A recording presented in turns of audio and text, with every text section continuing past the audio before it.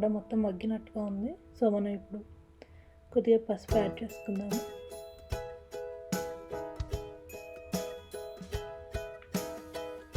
కొద్దిగా కరివేపాకు కూడా యాడ్ చేసుకున్నాం కదా, కొద్దిగా ఫ్లేవర్ మంచిగా ఉంటుంది.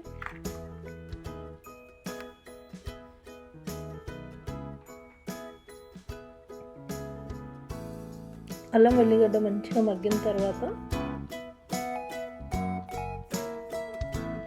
ధనియా పౌడర్,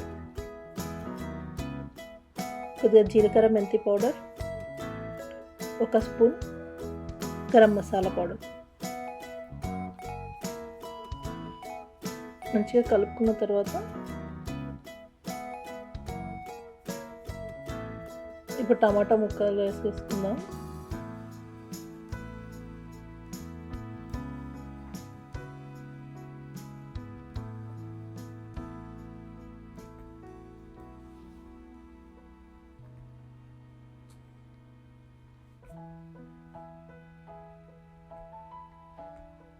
మంచిగా కలిపేసుకొని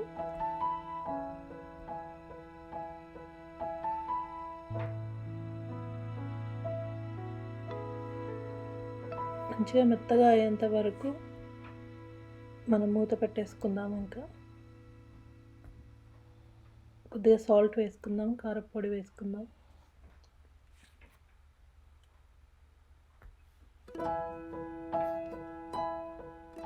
మంచిగా కలుపుకొని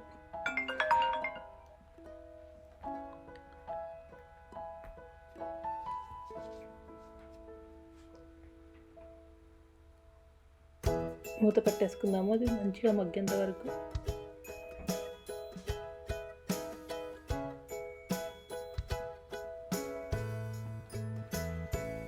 అది మగ్గిన తర్వాత నేను ఒక చిన్న కప్పు వాటర్ తీసుకున్నాను. రైస్ కప్ తీసుకున్నాను, దాని నిండా వాటర్ తీసుకున్నాను. సో ఎక్కడైతే మీకు చిన్న చిన్న టమాటా ముక్కల్లా కనబడతాయో దాన్ని మీరు స్మాష్ చేసుకోండి. ఇప్పుడు నేను ఒక స్పూన్ కొబ్బరి పొడి తీసుకున్నాను.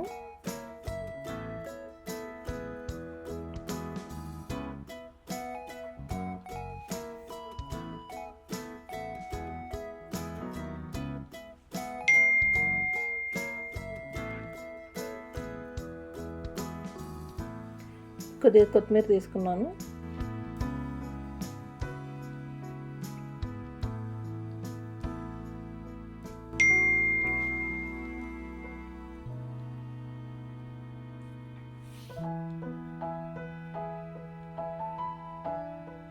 మూత పెట్టేసి అది మంచిగా ఉడుకుతుంది.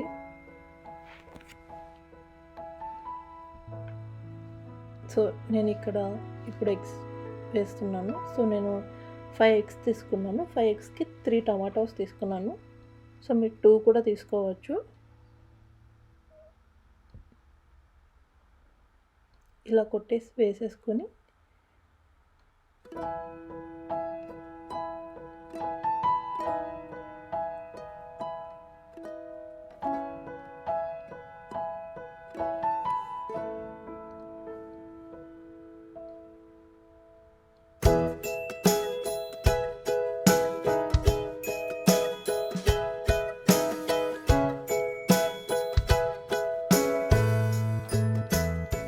ఎగ్స్ వేసేసాను.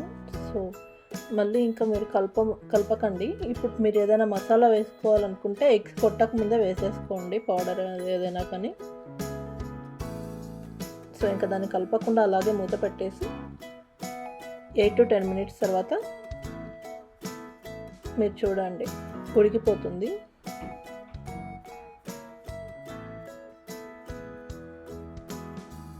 ఇంకొక 2 minutes ఉంచేసి మీరు స్టవ్ ఆఫ్ చేసేసి సర్వింగ్ బౌల్లోకి తీసుకోవచ్చు. గుమగుమలాడే ఎగ్ కర్రీ రెడీ. ఇలా ట్రై చేయండి, చాలా బాగుంటుంది.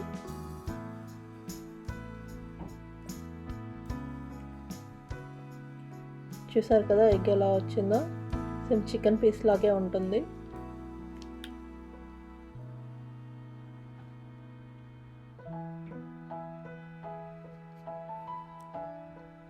ఓకే ఫ్రెండ్స్, మీరు ట్రై చేయండి ఇంట్లో. మీకు ఎలా వచ్చిందో నాకు కామెంట్లో చెప్పండి. అలాగే ఈ వీడియో ఎవరైతే ఫస్ట్ టైం చూస్తున్నారో please subscribe to my channel and like, share, comment. Thank you.